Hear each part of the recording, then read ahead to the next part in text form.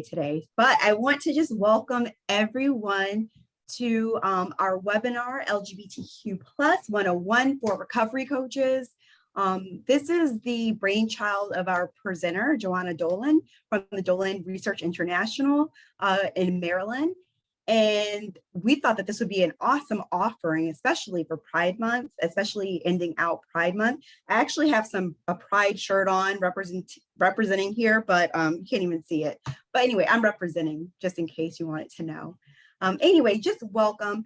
I wanted to let everyone know that this meeting will be recorded. If you're unfamiliar with CCAR's webinar memberships, this webinar will be a part of the webinar membership later. So that's one of the reasons why we record, so people can see it in the future. And if you do want a recording of it, please reach out to me and let me know. Anyway, without further ado, I wanted to just turn it over to Johanna Dolan for just take it away, Johanna. Hello, welcome everybody. Thank you, Maisha. Happy Pride. Oh my gosh, happy Pride. This is like a monumental thing to me. It is the last day of Pride Month, and I want to welcome you to LGBTQ 101 for recovery coaches. I'm very, very grateful that you're here. My name is Johanna Dolan, and I'm grateful to be here with you today talking about this topic, which is deeply personal to me. And before I get started, I want to thank Stacy and Maisha and Phil for inviting me to do this webinar and for being so supportive all along the way. Oh, I love you too. So I am an RCP. I'm a CCAR facilitator. I have been a professional recovery coach for about 11 years. And before that, I have been a professional coach for about 25. I started in finance, and I've done all sorts of training.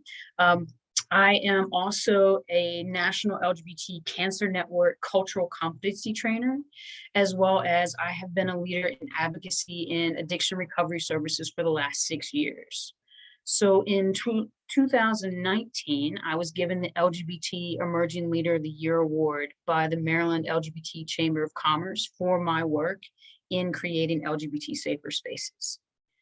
So I say that to say that I have been in healthcare settings, trained police officers and law enforcement personnel, as well as recovery coaches this whole time.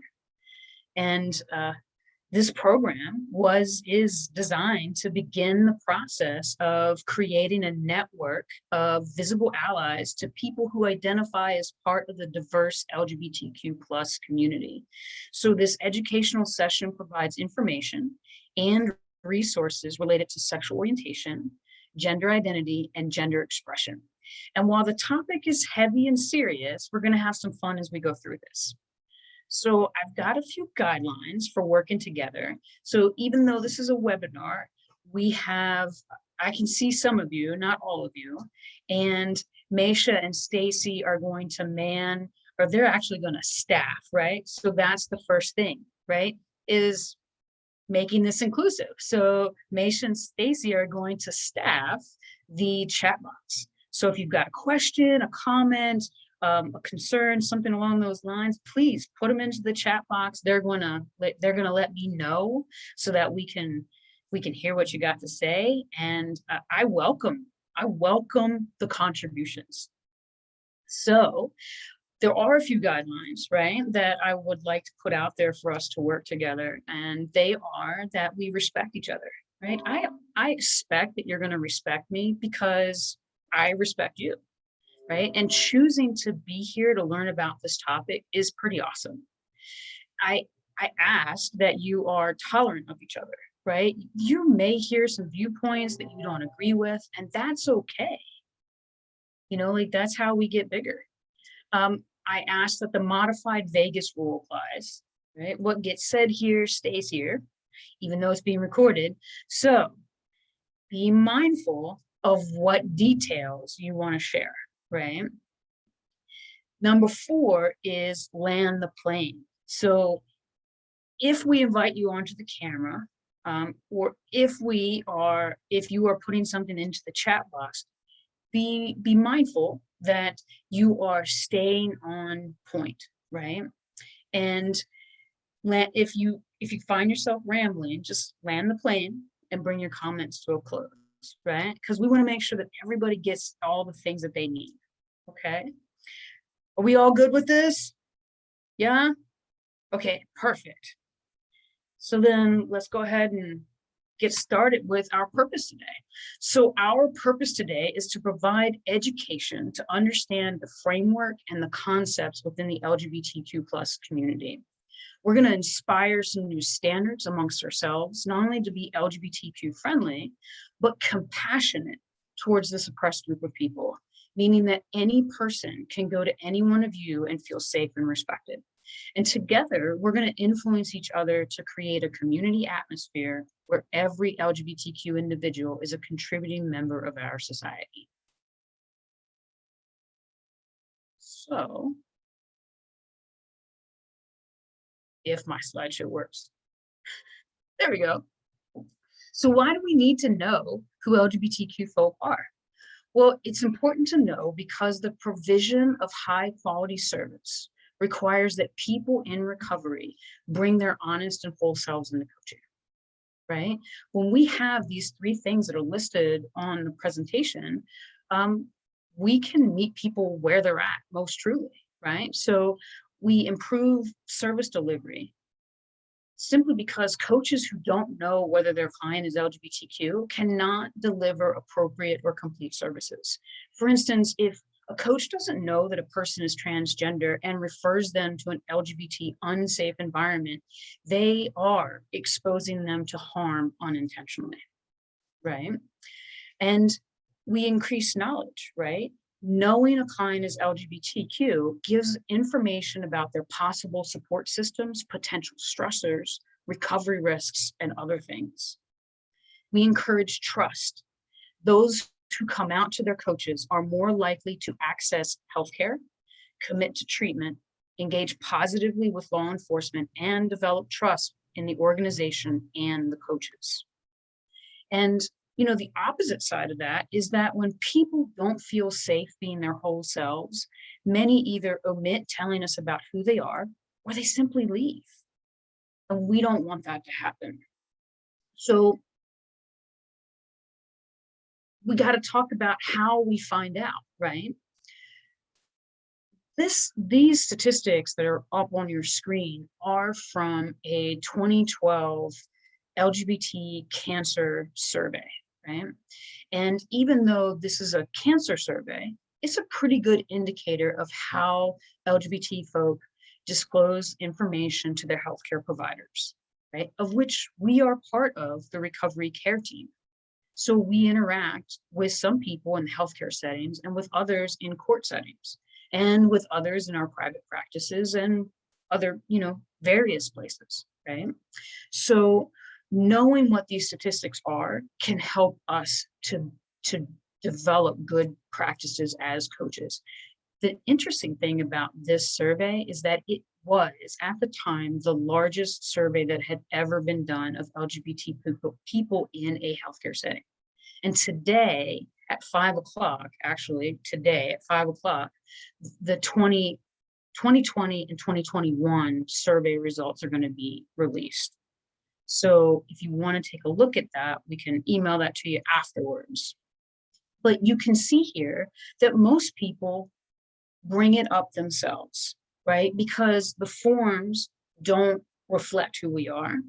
They don't reflect our experience.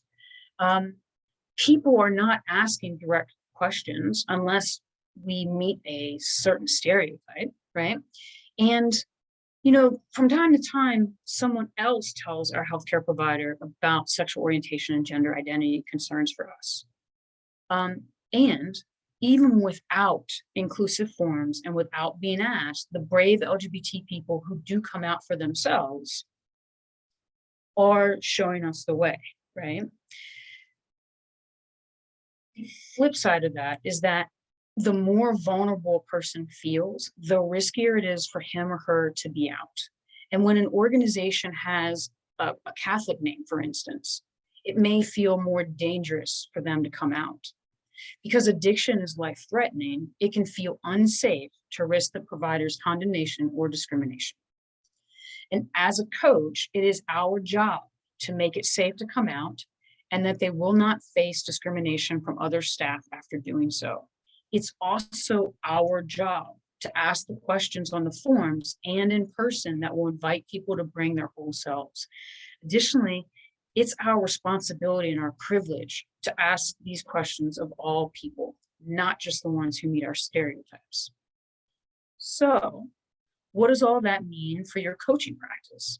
It means that by taking a look at how LGBTQ folks are commonly treated in a healthcare environment can support us with improving how LGBTQ folks are treated in a coaching practice.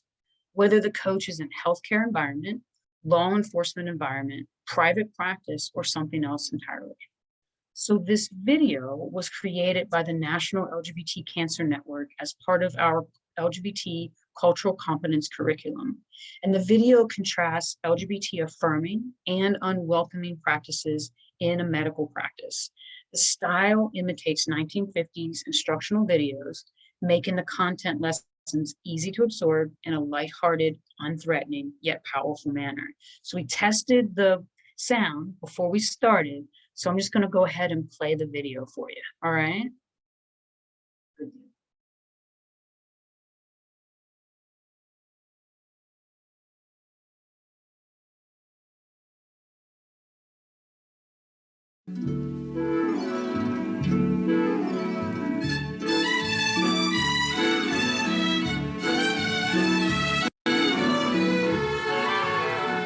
I'm really nervous about this appointment.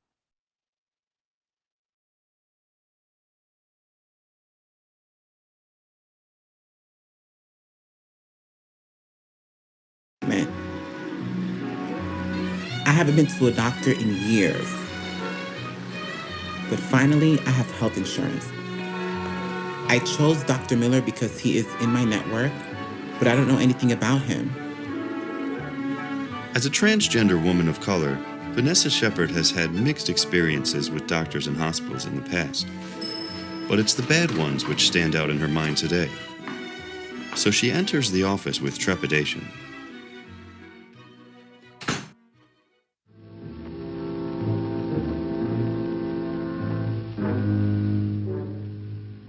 Immediately upon entering, she begins to scan the environment for clues. Will she be welcome here? Will she be safe? Do the posters reflect a diverse patient population? Is there a non-discrimination policy posted? No, there is not. Hi, my name is Vanessa Shepard. I have a 10 o'clock appointment with Dr. Miller. Looks like this is your first time here. Please fill out all the pages on this form. Bring it back to me when you're finished. Thank you. Intake forms are a powerful and early indicator of the safety and welcome LGBT people can expect in a healthcare setting. What am I supposed to do here? Do I have to lie, or how truthful can I be? Name? I'm just putting Vanessa. Sex? Only 2 choices? I hate this.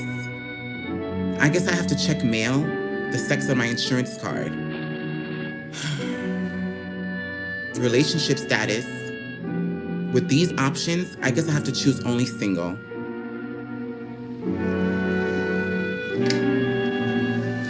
Thank you. Can I have your insurance card, please? I have to make a photocopy of it. You can have a seat and I'll call you.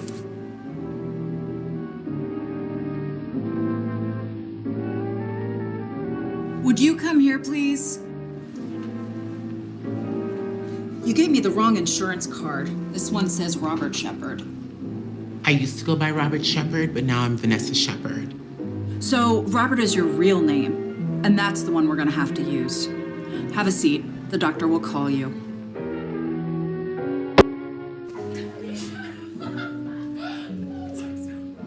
Mr. Shepard? Mr. Shepard? That's me. I called for Mr. Shepard. You are? I'm Vanessa Shepard. Okay, come in. Vanessa is humiliated. Now let's see how it could be done better.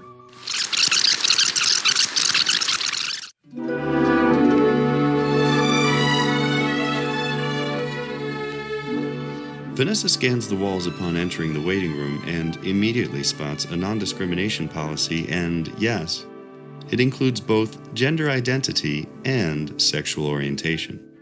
A rainbow sticker, yes. Oh, and they have the advocate? Great. Hi, my name is Vanessa Shepard. I have a 10 o'clock appointment with Dr. Miller. Oh, looks like this is your first time here. Please fill out all the pages on this form and bring it back to me when you're finished. Thank you. It's immediately clear that this intake form reflects a medical practice with a diverse clientele, and that the providers here want to know who their patients are. The form has a place for Vanessa to write her legal name and her preferred name. It has more than 2 sex options, and a place to indicate she's in a committed relationship. Well done. Thank you. Can I have your insurance card, please? I have to make a photocopy of it.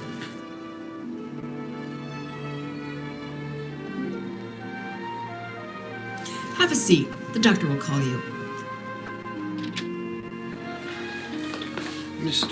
Excuse me, Ms. Shepard? Hi, Hi. welcome. Thank you. Come on in. And now the appointment begins.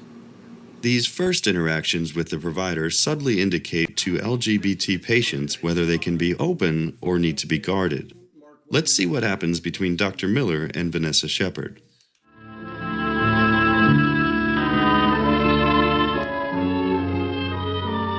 Just to get started, I saw on your intake form that you did not check off when your last period was. Yes, I'm a trans woman and I don't get a period. Oh, so that means you've had the surgery then, right? No, I don't know what surgery you're referring to that would make me get a period. Okay, so you have sex with men, which would just mean that you're gay.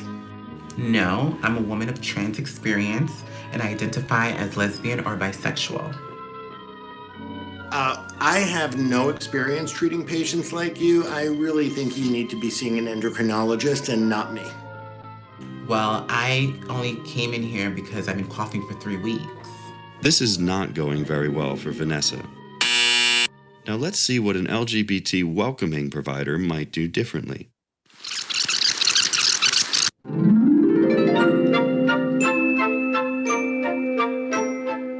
I see that on our intake form you checked off that you're transgender. Do you prefer to be called Ms. Shepard? Yes, I prefer to be called female pronouns, please. Okay, great. So sorry I got it wrong in the waiting room. Thank you for your patience. Do you currently have a healthcare provider who's providing you with your hormonal treatment? I do go to a clinic, but it's really far away, so I was hoping that I could do everything today here with you. While I have experience with the LGBT patient population, I've never been the provider of hormones for a transgendered patient. That said, I think it won't be a problem. I've prescribed hormonal therapy to other patients, and as long as you're willing to be patient with me and we work together, I think that should be okay. The other thing before we get into what brought you in today is I always like to remind my patients how important it is to be tested for HIV. Can you tell me when the last time is that you were tested? Dr. Miller knows that transgender women of color have particularly high rates of HIV infection due to multiple barriers to care and discrimination. And many HIV-positive women have never been tested. Okay, so now that we got that out of the way, tell me what it is that brings you in to be seen today. Well, I've been coughing for 3 weeks. What a terrific doctor. This could be the beginning of a long relationship. As we've seen, a doctor's appointment is a complicated set of interactions with the environment, with forms, and with the healthcare staff. There are many places to get it wrong and many opportunities to do it right.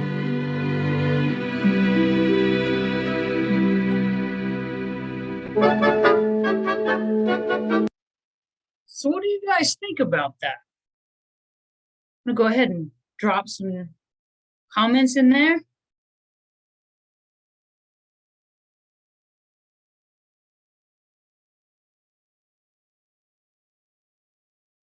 What do we got? Well, currently there's some comments about the transitioning, which I loved that it was so the way that it was done, you know, with the big X's and the big, you know, red and green things. But I was sharing earlier before we got in here how even in going to doctors currently, how I've noticed how many of the ones that I've gone to have updated intake forms that include how you identify. And so, but I have very many that haven't. And so it's just a good indicator. And as well as also just looking at the inclusive stickers on the wall and things that you can just make have in your offices or in the spaces that you occupy, so that people know that you're open to asking questions or, you know, having people come in, I think is very important. So, and the rainbow flag and the non-discrimination, that notice is helpful, and that initial paperwork. So I think people are kind of noticing the same things. And this is all good for us to maybe go back and see if there are things that we can make changes to in our own practice or in our own environment. So that was a great, cute little video. I loved it. Right on. Thank you for that. And thank you guys for putting the comments in the chat.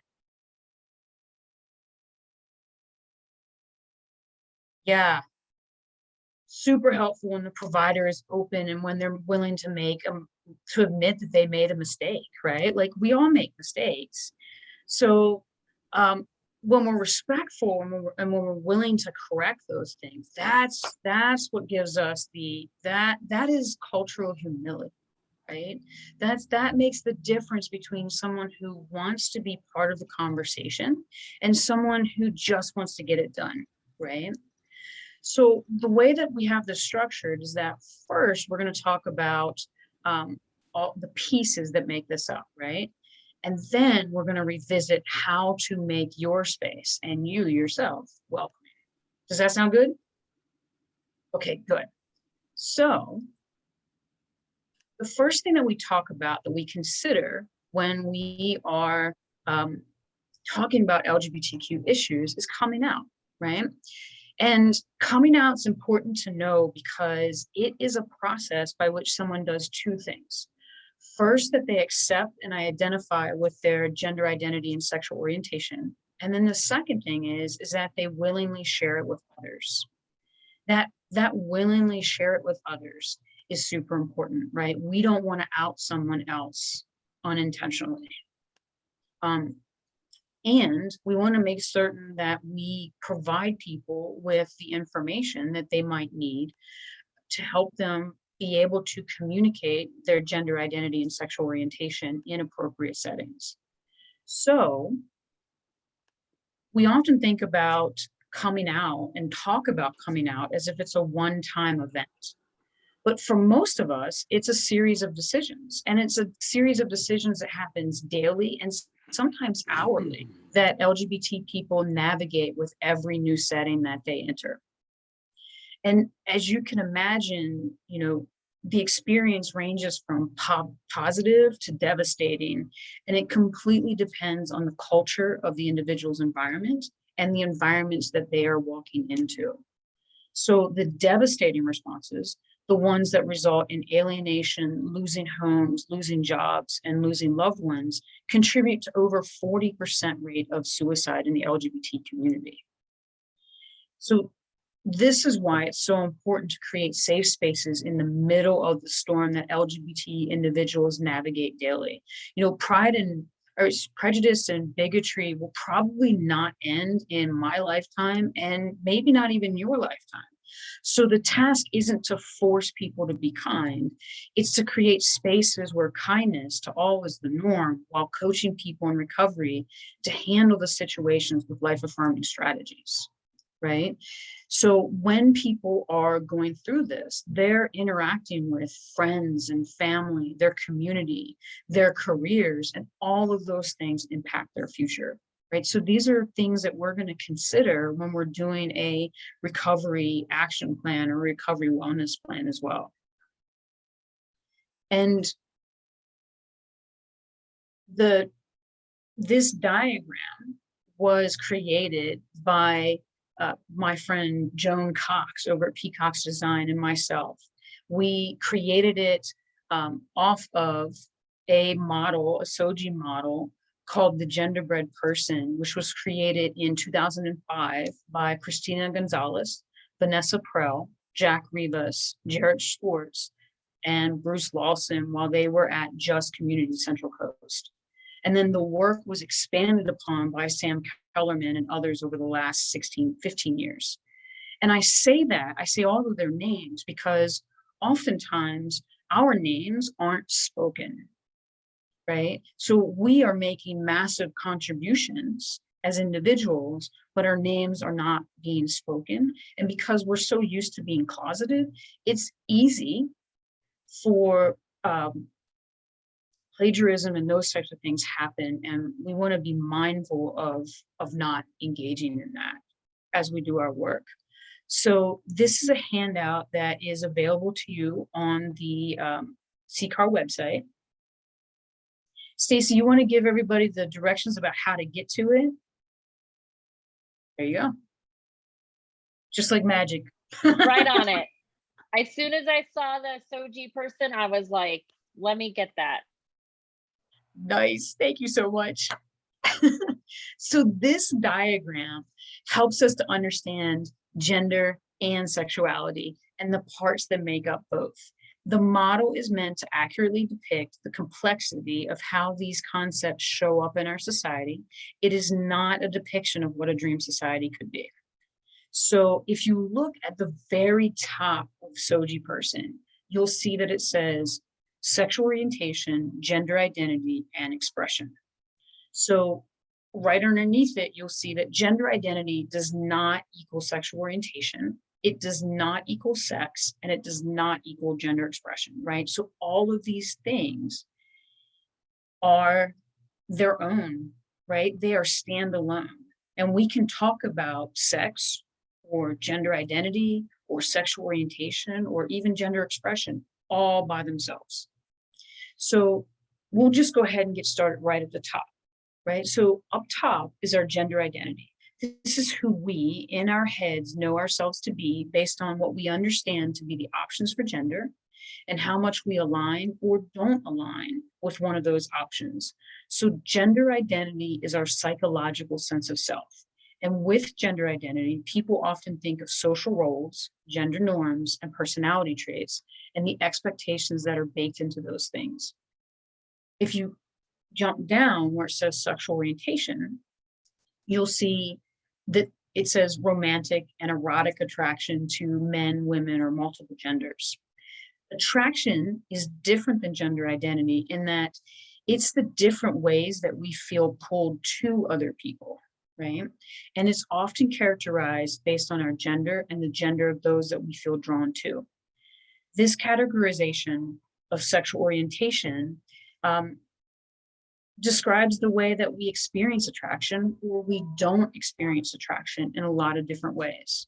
The two most common are the two that are listed, and they describe the attraction that we may or may not be experiencing as sexual or romantic. And you can think of sexual attraction as the drive to engage in physically intimate behaviors like touching, kissing, or intercourse, and romantic attraction as the drive to engage in socially intimate behaviors like flirting, dating, and marriage.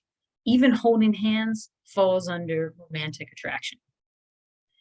Some people experience both types of attraction, some experience only one, and some people experience neither. And within those experiences of attraction, we often focus on the gender of others that we are attracted to. So if we keep moving down to sex, right? It says assigned sex. Here we're referring to anatomical sex, which is the physical makeup of our bodies, and specifically all the body parts that we've named as sex characteristics, both the primary traits that we're born with and the secondary traits that we may develop later in life.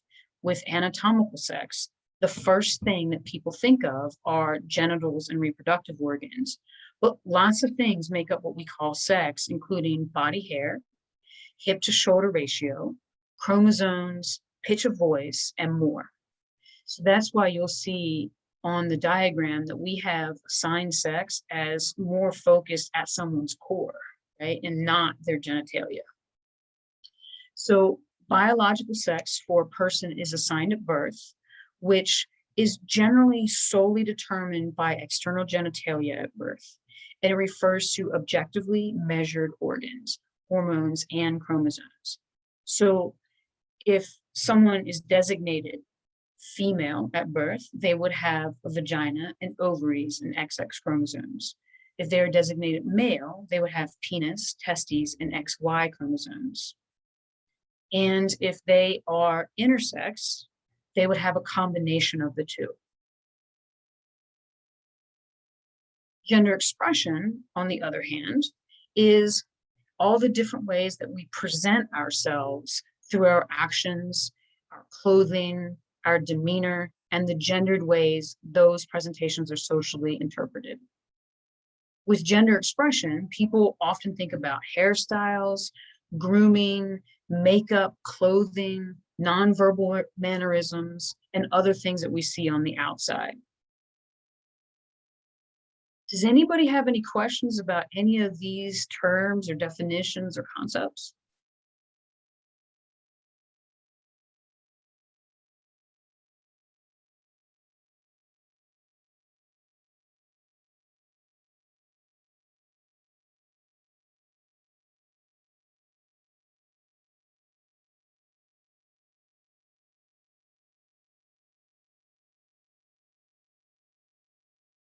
No? All right. Well, then we'll keep it moving. So the other things that are listed on this SOJI person are super important, right? So we have on here, underneath, we have two words, cisgender and transgender, right? We're used to, or some moderately used to, hearing the term transgender. Transgender is when your biological sex does not align with your gender identity. And cisgender, on the other hand, is when your biological sex aligns with your gender identity, right? So you can think of cis with as meaning with your gender, and transgender meaning moving, right? So moving with your gender, right? Does that make sense?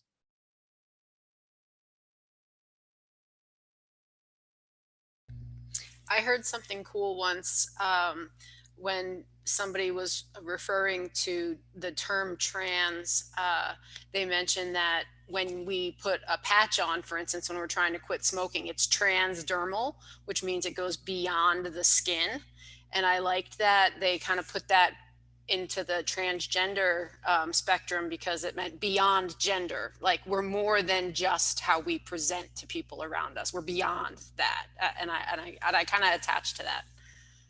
I love that. Yes, we are so much more than our gender or the sex that we're assigned.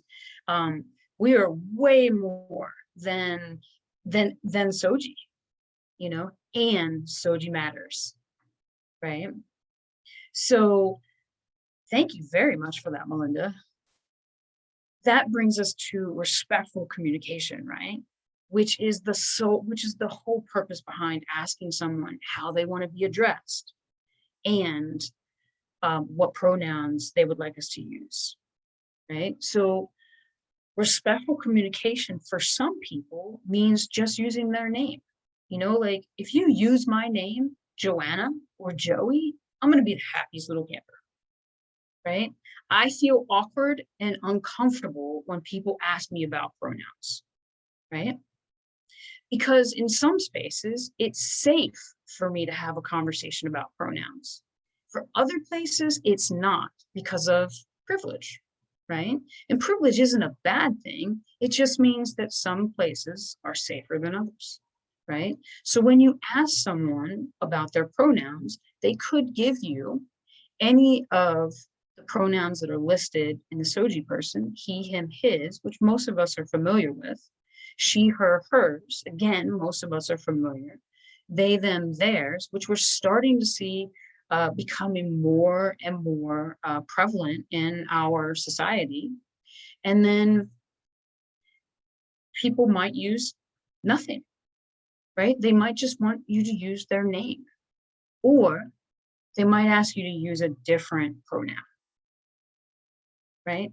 And when someone gives us their pronoun or they give us their name, the best thing to do is to use it.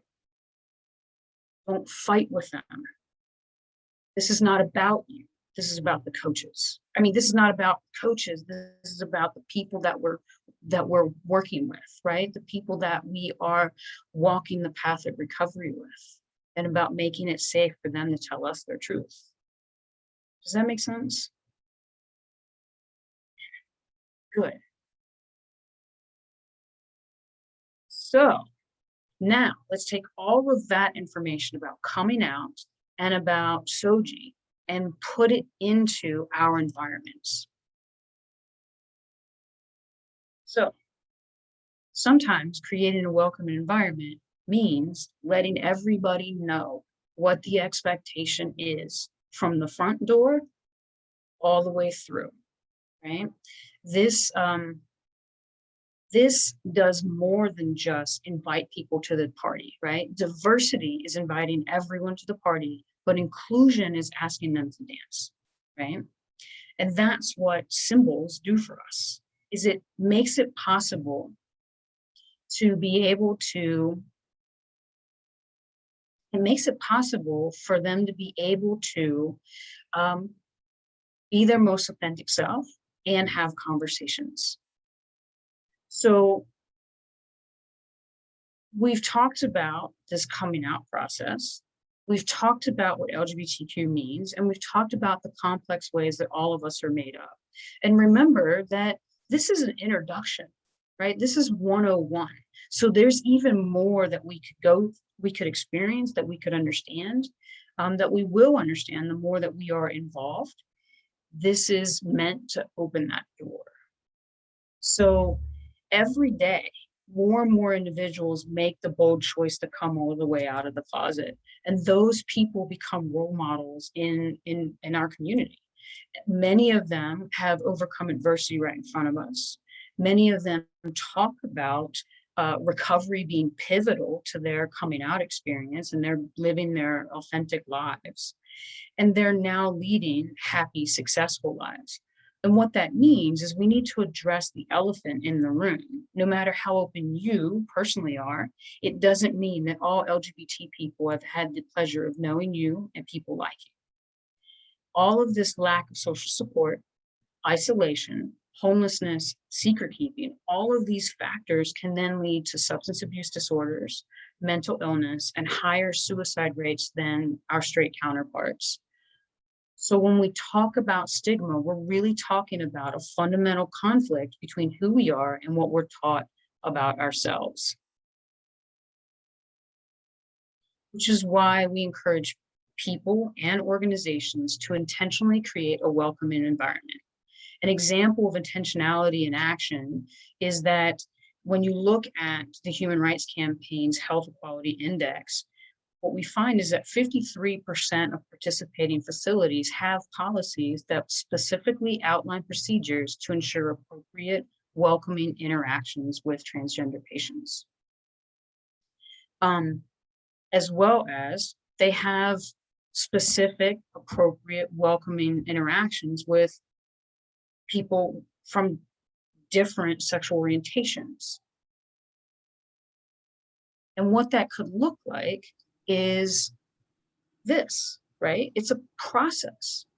And the reason we need to be intentional is because when we unintentionally leave people out, oftentimes the very people that we're hoping to include, right? So we start off, many of us, many organizations, many people, many coaches start out wanting to be equal, right? In which we're giving everybody a box. But as you can see, if you look at the left-hand picture, like just because everybody's got a box doesn't mean they can see over the fence, right? Which prompts us to make changes, right? It prompts us to like improve the way that we're interacting. So we might take a box away from somebody that doesn't need the box and give that box to somebody that needs the box, right? So you can see that here under equity. What we're really hoping for is that at the end of the process, we have no need for boxes and no need for fences, because we have true liberation and true freedom, and everybody can see the game, right? Everybody can participate in the game. I have a question. Please. Just stepping back half a second. In talking about creating safe space, we were talking about in the chat about pronouns.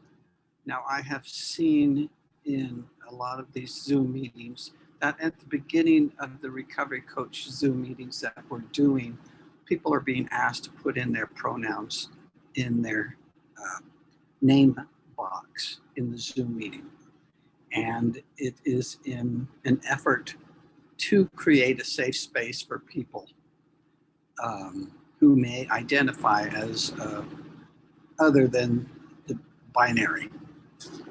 And are you saying that maybe that's not a good suggestion? I guess I need a little clarity there. I think that's a great question. What do you think?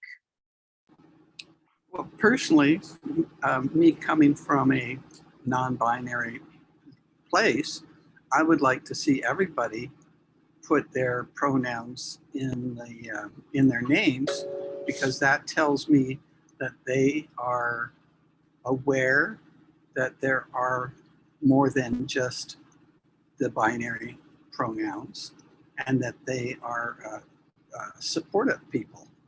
And so in our Zoom meetings, if they don't put their pronouns in there, that tells me or makes me feel that they are not supportive of non-binary people. I can appreciate that. So let me ask you two questions. Okay. The first one is, what about people who do not feel safe exposing their identity to the world? And the second one is, what about people who are just starting the coming out process? How do you think that is for them? Well, for the second question, there is the option of choosing they. Non-binary, they is an option. So one does not have to disclose either or. So that, I guess that would be an option. For people who are not comfortable, they still have a choice. They can choose to identify with their biological or their chosen gender expression. So what if they is their identity and they're not ready to expose that? Whether because it's not safe, or because there's a perception of not safe, or because they feel that it's performative and they have to. Well, I guess I have not run into that yet. I don't know. I love that. But I come from I've been around the block for a long time, and I guess I'm at the point where, and in more of a liberal part of the country, that folks tend to go ahead and just be out there.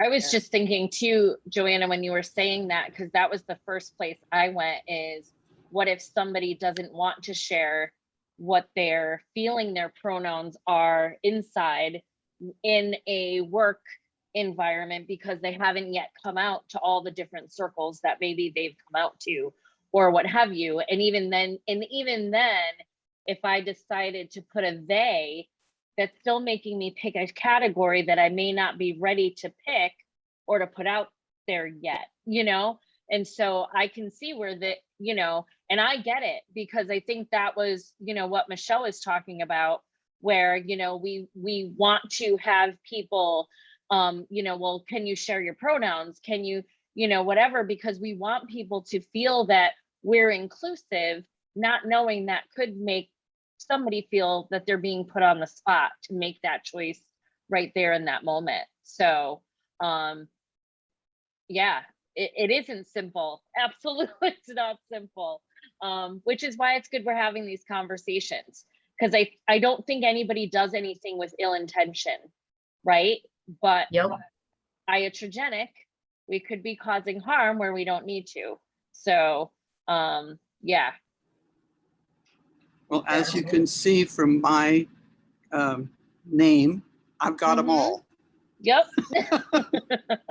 Do you see that? I like Yep. But that. then, I do too. my name is Two Spirit, so Mhm. I'm all inclusive. Yep. I love that.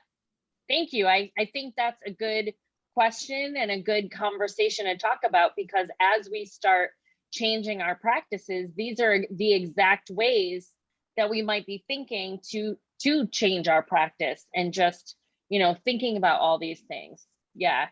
I love Kelly's comment too, Joanna. I don't know if you saw. No, what did Kelly say? In a world that is not wanting to be labeled, I feel it's unfair to label. Yeah. Yeah. Again, meeting people where they're at. Always. Yeah. Yeah. I love this, right? So one of the things about SOJI, right? And I mean, just the entire LGBTQ conversation as a whole is that we want boxes, right? We want boxes to put people into, to put ideas into, to put things into, to put places into, because it gives us a false sense of safety and control. That's a feeling, right? Feelings are not facts. We like to think that they are, but they're not. They're information, right? And so part of the LGBT experience, part of the conversation, is about being okay with ambiguity, right? And that's part of breaking the concept of heteronormativity, right? So heteronormativity is a word that just means that everything about life, at least in the United States, right, is geared towards men and women, right? It's geared towards, the concept that there's only heterosexuality, right? And that heterosexuality is the only normal thing. But that's not true, and so that is very much a binary black and white thing, right? And, Phoenix said Two Spirit, right? So Two Spirit is a reminder that we are all part of nature. So nature cannot be put into a box, and so that idea of changing and challenging heteronormativity is also about, being okay with not being certain, because this is a journey, especially since we are taught that you are either one or the other as far as gender goes and sex goes, which is also biologically untrue, and that we are attracted to one or the other, which is also fundamentally untrue, or that gender expression, we can only express ourselves in one way, which is untrue. I don't know if that's helpful or not. I'm gonna land that plane. And now on another point on your slide, the current slide, there needs to be one more box, because what you have is 3 people of color still on the outside of the stands. Yeah. And they should be on the inside of the stands. Oh my God, I love that. I'm gonna ask Joan to make me one of those. I borrowed this from, the artist name is Angus McGuire, and Angus is from the Interaction Institute for Social Change. So thank you very much for that idea. You're absolutely right. So let's keep going with this, right? So first impressions matter. You know, like what people see when they walk into our spaces, what they see when they see us for the first time matters, right? So Stacy and Maisha both have on shirts that are like very clearly LGBT. The people that I can see, like I see a lot of LGBT stuff out there, right? So you know, on our persons matter, right? And then also on our in our organizations, right? So you can see here, there's 3 different representations. So the first one is the You're Safe Recovery for All. That's actually something that we have here at Dolan for recognizing organizations that have gone through training that have policies and procedures in place where we can say like, yeah, this organization is this, right? And we can do the same with people, right? Like this is also on a t-shirt. If you take a look at the middle one, this is from LifeBridge Health, which is a health system here in Baltimore. And, you know, they wanted to make certain that people know, like they care about their LGBT patients. And then you can look at this last one, which is CCAR, right? CCAR is like saying, it's Pride Month. You know, it's Pride Month and everyone's welcome, right? Additionally, you can build trust in your organization by co-branding with LGBT trusted groups, right? So this event, this webinar is co-branding with an LGBT trusted group. And you can find these groups yourself through word of mouth.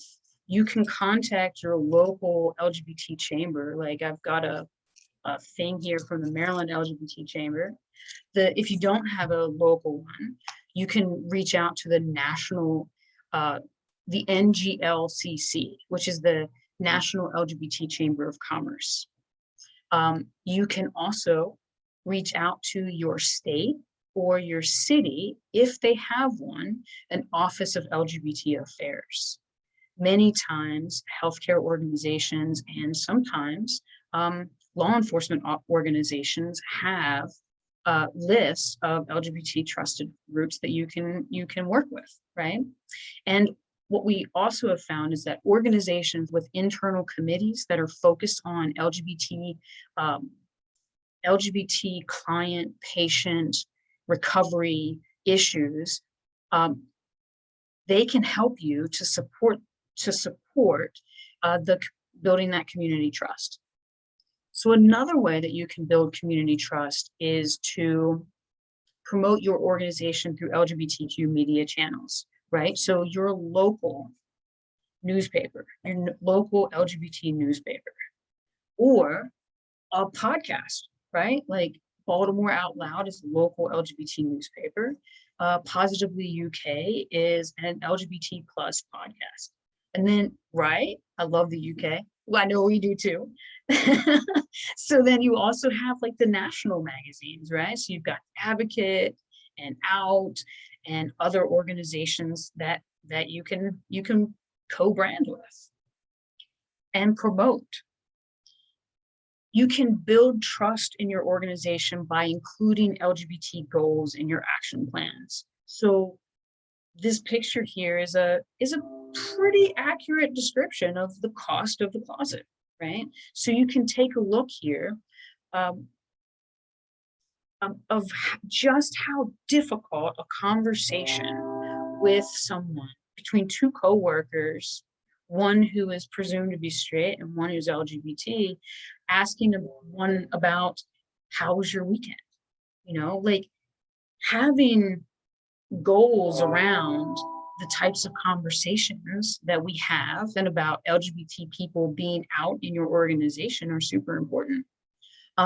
Making it possible for people to talk about their spouses, knowing that, knowing what to do with your, with the people that you serve, customer service, having those types of LGBT goals in your action plans. I'm sure that you guys can think of a lot more that I haven't named yet too. The fourth way to build trust in your organization is to give grants to LGBTQ agencies, right? So this, the LGBTQ Community Fund is an initiative of the Chicago Community Trust. There are not a lot of places that give grants to LGBTQ agencies yet. And having said that, there are more and more places that are starting to. And the last thing for building trust in your organization is to conduct an LGBTQ needs assessment, right? Like, don't make assumptions about what the LGBT people in your organization or that you interact with need, right? Like, we have to ask, like, I'm LGBT, I don't have all the answers for everybody, because I can tell you what my experience is, right? I can talk from my frame of the world, but I can't talk from your frame of the world. And so in order for me to understand what your frame of the world means, I have to ask, right? So good ways to do that are, you can go to the Human Rights Campaign, hrc.org, and they will have some resources that can help you with all 5 of these types of ways to build trust in your organization.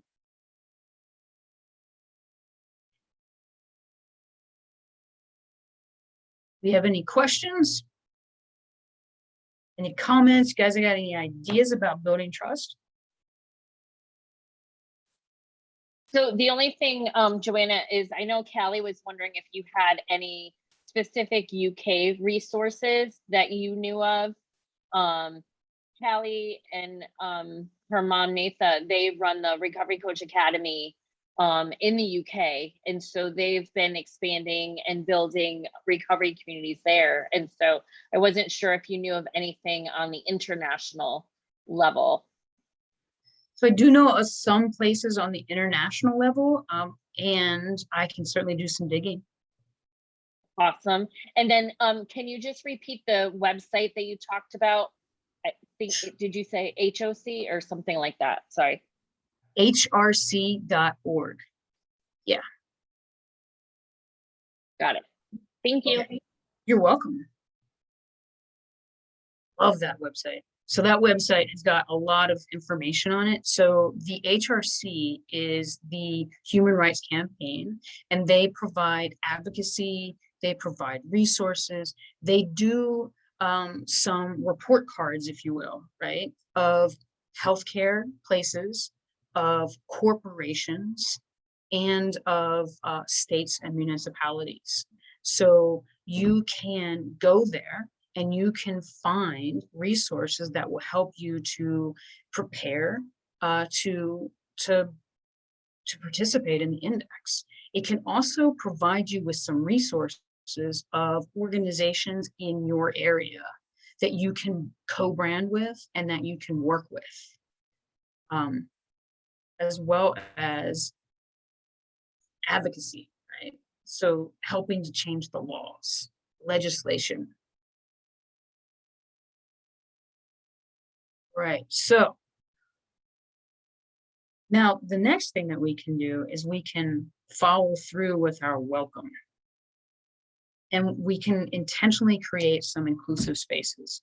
So what we've found by going through the HEI is that, which is the Human Rights Campaign Health Equity Index, is that 90% of participating HEI facilities have all gender restrooms in their facility, or they have clearly posted signage that allows individuals to use the restrooms that align with their gender identity.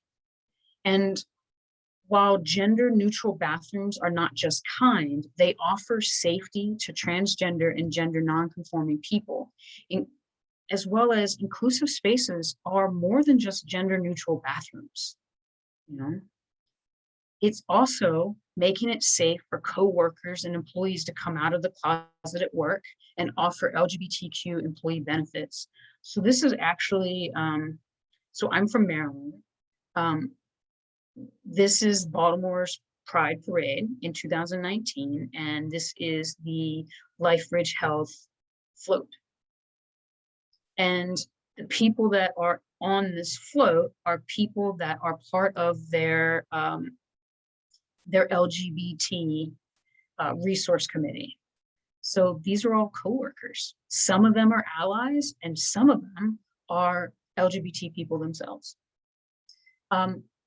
We want to, one of the reasons that, not just because it's nice, right? Not just because it's welcoming and inclusive and, you know, goes with the law, for people to be able to come out of the closet at work and to offer LGBTQ employee benefits, it gives people freedom, right? When people are not having to worry about what will happen if I'm found out, they're able to bring their most authentic selves at work, and they're able to actually do their job, right?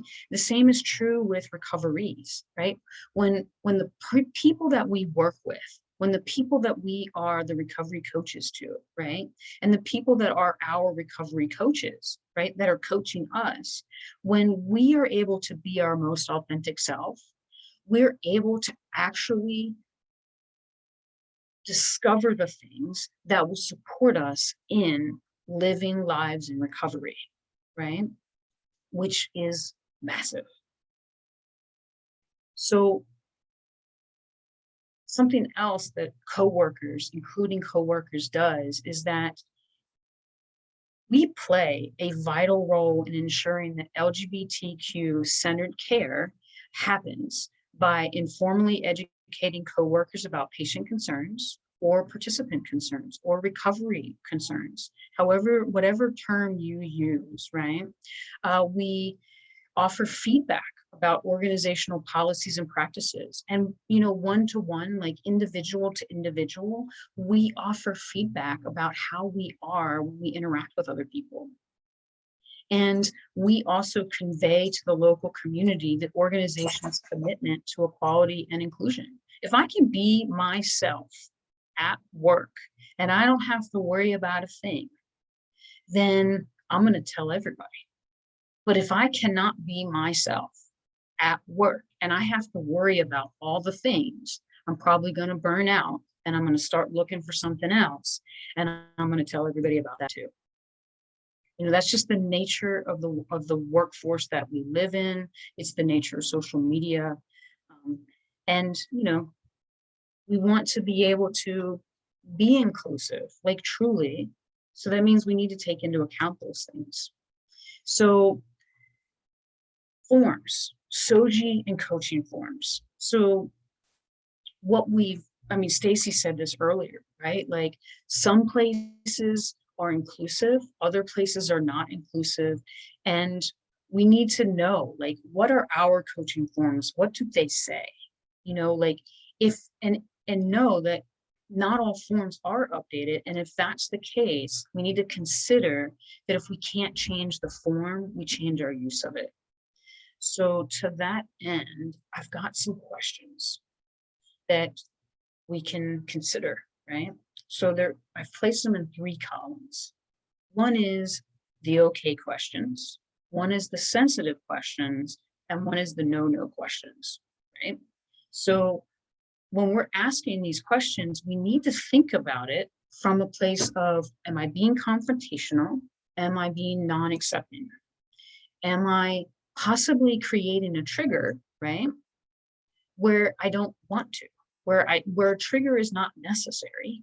And also, whose lane is it? You know, like asking someone about, have you had the surgery or what surgeries have you had is a no question for us, right? It is a no question on many levels. Number one is it's confrontational, it's not accepting, and we are not medical professionals. We're not clinical. We are recovery coaches, right?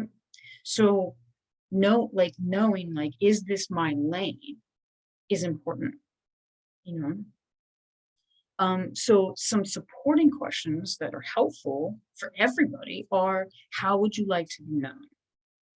What are your preferred pronouns? What level of privacy should we implement for you, right? How can we help you through your process? And these are geared mostly at transgender folks, and you can do the same thing with sexual orientation, right? The LGB and the rest of the folks that fall under sexual orientation, you know, pansexual, asexual, all of them.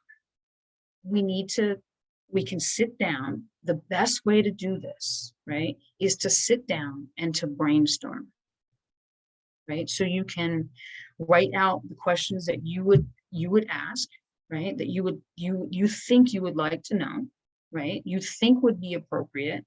Write those questions down, and then take them to somebody or a group of somebodies who have experience working with the LGBT community. Right?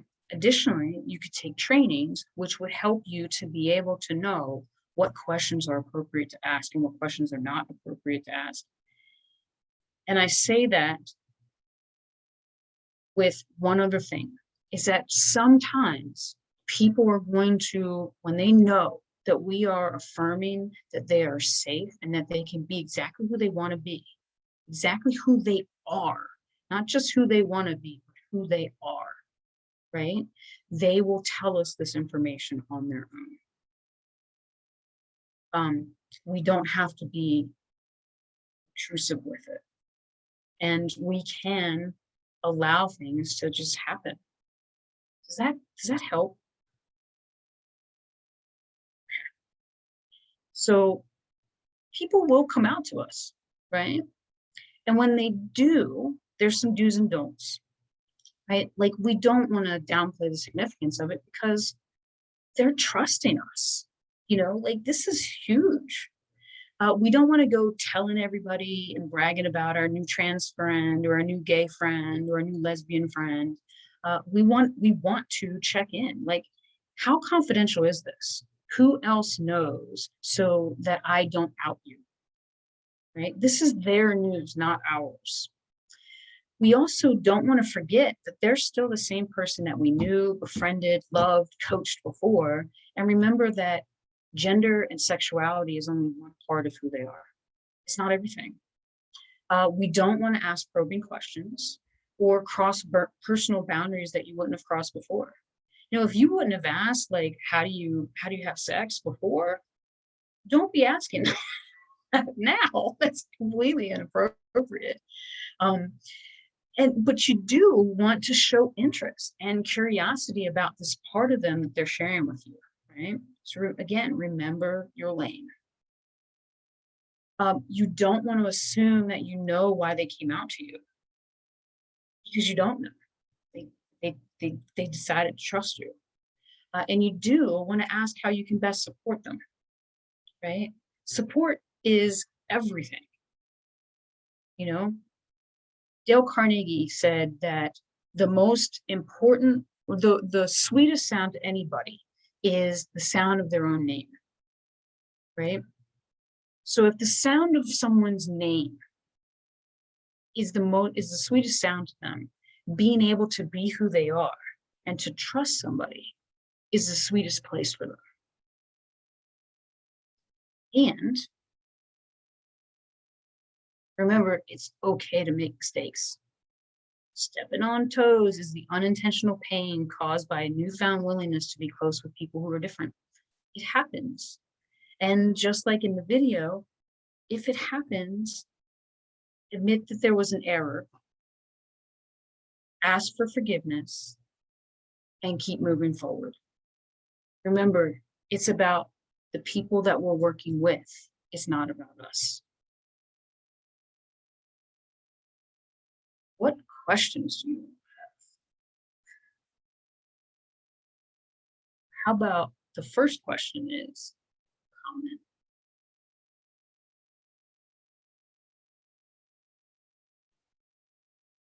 So if I could just make a statement, I think in just navigating all of this, because I know it's big and it's new, and sometimes I love that thing about it's going to be awkward, or we might have these missteps, or we might say things, and just knowing that we're going into things with good intentions. Our intentions aren't to hurt anybody or to make anybody uncomfortable, but that also taking ownership for the things that I don't know. And so I don't know what I don't know. And so just being a little bit vulnerable in sharing that with somebody, that I don't know what I don't know, and I don't really know how to maybe ask some questions or whatever. I think just being honest and human is the best we can do as far as meeting people where they're at, and I think just being open and saying that to somebody gives them that opportunity to know that you're a safe person because you're willing to learn, and knowing that the conversation I have with one person is probably going to look very different from another conversation with another person, because everybody's different, and what everybody's comfort level or where they're at and who they've opened up to and who they have is going to be different. And so I think just kind of going into this knowing that I'm probably going to make some missteps and apologize profusely for them, but I'm willing to learn and willing to be taught. Right on. I love that. Thank you. Yeah, what you're talking about is intersectionality, right? Like intersectionality is massive in the LGBT community, right? So I've held off this whole time of saying LGBTQ, right? LGBTQ means lots of different things to lots of different people, right? So LGBT, lesbian, gay, bisexual, transgender, but the Q could be queer or questioning. Which one is being used, which one is being described is 100% the person that you're speaking to. And the reason that they are either using questioning or queer has a lot to do with the connotation that they have around that word queer. And, like what's happened to them in their past, like queer was a term when I was growing up that like there was violence that came immediately after that word. For some people, my niece's generation, right? Like queer's fine. It's a great word, and then race plays a part in this too, right? Like me being white, like I have more, or perceived white, right? Like I have more visible, privilege and ability to go and do what I want to do just because of that, right? When you start talking about the fact that like my dad is half Native American, like that's a different conversation, like there are different conversations that are involved there. If you are Black or brown person of color, right? Like that's an entirely different cultural subset too, right? So like when we're talking about who we're talking about, we actually have to say, who are you? What's happened in your life? What do you want to happen in your life? What level of freedom do you want? And how can we help you to navigate the way that life happens? I love that.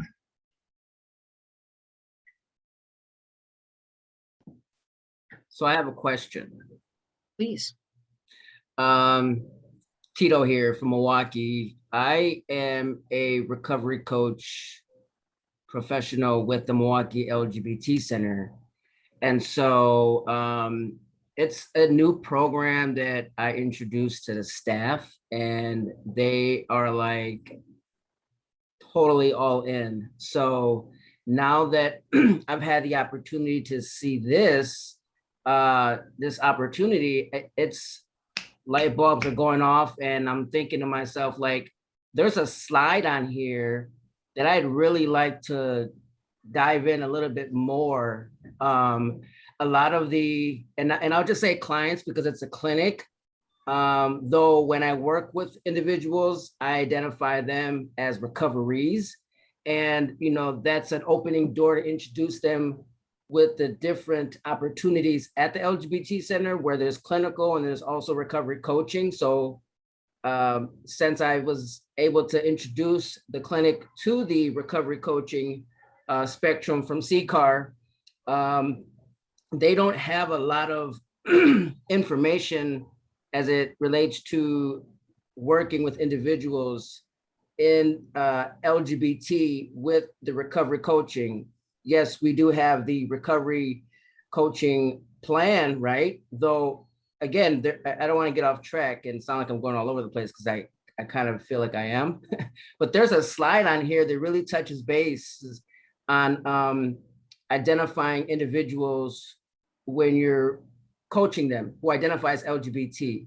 Is there a way to get more information on that? I would really like to see how I can change my plans that I have at the center to, tailor it towards working with individuals who identify as LGBT and then want a recovery coach. And it seems like individuals are really more geared towards recovery coaching than therapy. I mean, I do therapy there. At the same time, when I hear their journey, it's kind of like, they don't really struggle in this area. So how about I offer this opportunity? And so they come in as for therapy, but then later on, now they want a recovery coach. So that's the benefit behind that, right? So I'd like to learn a little bit more about that. Which slide are you talking about in particular? And yes, I will help you. Anything. That's why I'm doing this. Yeah, there's a slide. It's like it has a baby blue background. It had like 3 separate sections. The questions. Yes. Yeah. And then you mentioned the do's and don'ts. That is so helpful. I just did a presentation yesterday for the YWCA for their staff. But yeah, that's I don't want to take up too much of your time. But no, that's a great question. I'm actually going to go backwards in the slide because I got that from a woman named Karen. Here we go. That one. I'm sorry, a woman named Rachel Evans. So you can go to just Rachel, RACHAEL.com, and you can go through her blogs. Additionally, I can make sure that you get a copy of these 2 slides. That'd be awesome. I would love that. The fact that you want to move forward with LGBT affirming care, I will help you in any way I can. Awesome. I Thank would love you. that. Yeah, it's something new. When I shared the CCAR curriculum with them, they were fairly new to recovery coaching. So I did a presentation to all the staff on the statistics of recovery coaches in Wisconsin. And I shared about the recovery coaches that are actually here in Milwaukee in the emergency department and the organizations that are supporting it and facilitating it and so forth, and how it could be a benefit to the LGBT Center. And within a matter of less than a couple of weeks, I was called in and they wanted to move forward. So that was awesome. Dude, congratulations. Thank you. Thank you for the work that you're doing there. Thank you. Mm-hmm. It's kind of like I identify as LGBT. So when I'm out there and I'm doing presentations, typically individuals will look at the person who's identifying as LGBT and works in the LGBT organizations as experts. And so yesterday, when an individual was asking about, is it okay to ask individuals about their pronouns? And I was like, absolutely, So yeah, there's a lot of what you shared on here that really reminded me of yesterday, and everything you shared today. I wish I had more of that in yesterday. So yeah, that was awesome. Good, because there's 2 other handouts that are on the CCAR website, the addictions website, right, is a list of resources. So mypronouns.net, I think is what it is on there. And I highly recommend that if you are going to put your pronouns into like your email website, into your email signature or your website or something like that, that you make a link to the My Pronouns website. And the reason I suggest that is because it educates people, you know, like so my assistant Chris is sometimes in classes with me, and she puts her pronouns in her name, right? And so Chris, when she puts her pronouns in there, when we have breaks, she'll walk away from the computer, she'll have she'll black it out, right? And not be listening. But we can still hear what everybody's talking about when they talk in general, right? So we've had some people actually start conversations without us in the room about, what does this mean? Why does she put her pronouns on there? It must mean because she's a transgender woman. And it's like, well, no, actually she's not a transgender woman. She's a cisgender woman. And she's putting her pronouns on there because she wants everybody to know that you can be who you are right here, right now. And so by putting my pronouns as a link, when we use pronouns in our email signatures, it gives people the ability to go and educate themselves, because some people are not comfortable asking the questions, but they'll go do the research. Got it. I like that. I would love that. Awesome. It's in that list. It's in that the resource list, and then there is a glossary too. So the glossary is full of words. Now I know I only used a small amount of words, and I used them at a very high level, and that was intentional, right? Like, I want you to ask questions. I want everybody to ask questions, and that means you can use the glossary, and you can learn stuff. And if you know of a word that we don't know about, I want to know about it so I can add it to the glossary, or a resource that I don't know about, I want to know about it so I can add it to the glossary or to the resource list, right? Like, I learned so much from facilitating these classes. So thank you very much. So I think that was the last question or comment. So I actually want to go ahead and summarize, right? So to tie it all back together, today we've had a high overview of coming out, gender identity, sexual orientation, and gender expression, and LGBTQ affirming coaching.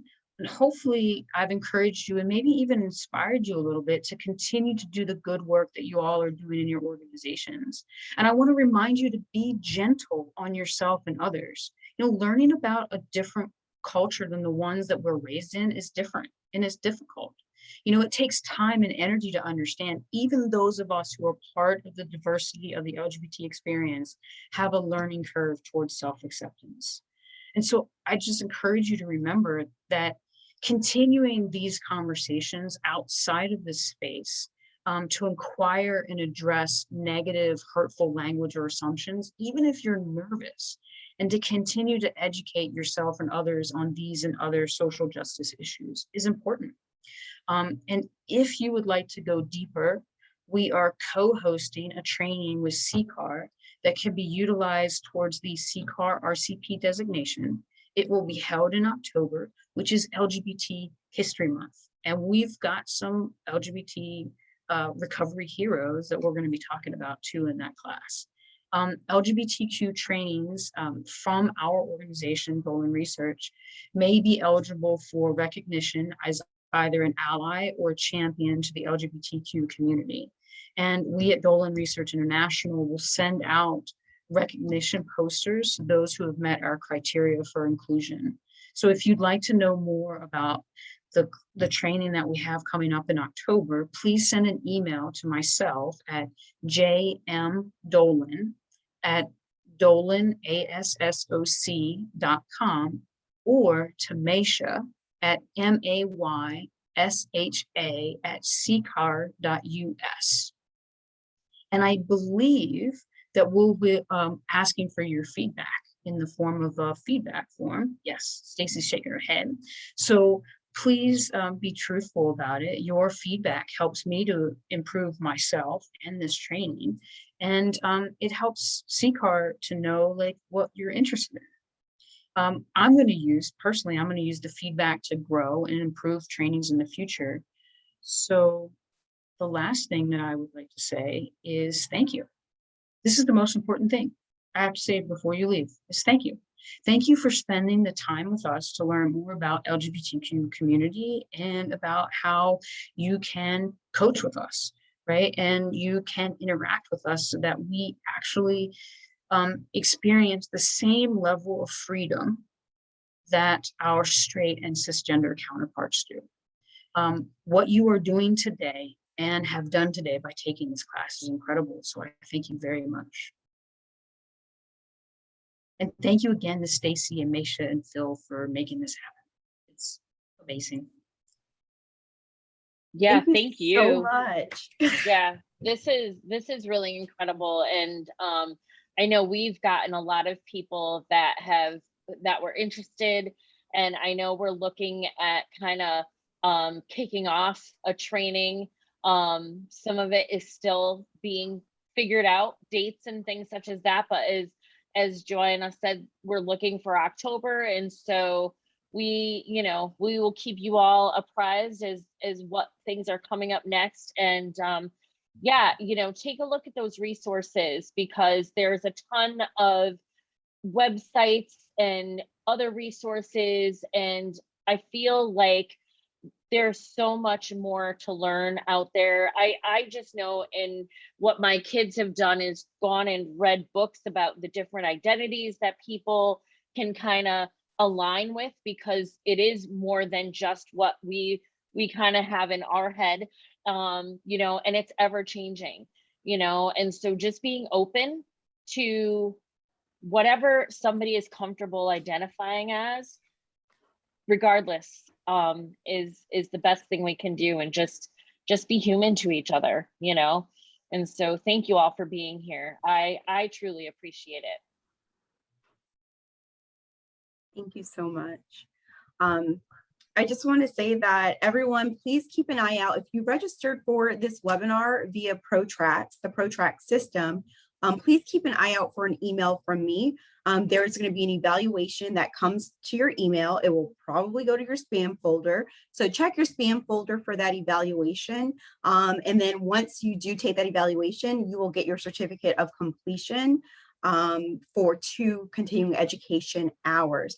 So if you did not sign up that way through ProTrax, there's still time to do so. I can go ahead and drop a link in the chat, or you can send me an email if you are interested in signing up to receive those CEUs. If you've already contacted me, if you've already gotten email communication from me, you probably are all squared away. But if you did not, please, you know what, just send me an email message and we can get you all squared away. I took the name down of everyone that attended today.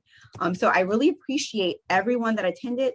Joanna, I really appreciate you. My mind is blown, like someone said in the chat, Kevin and Shelly, mind blown.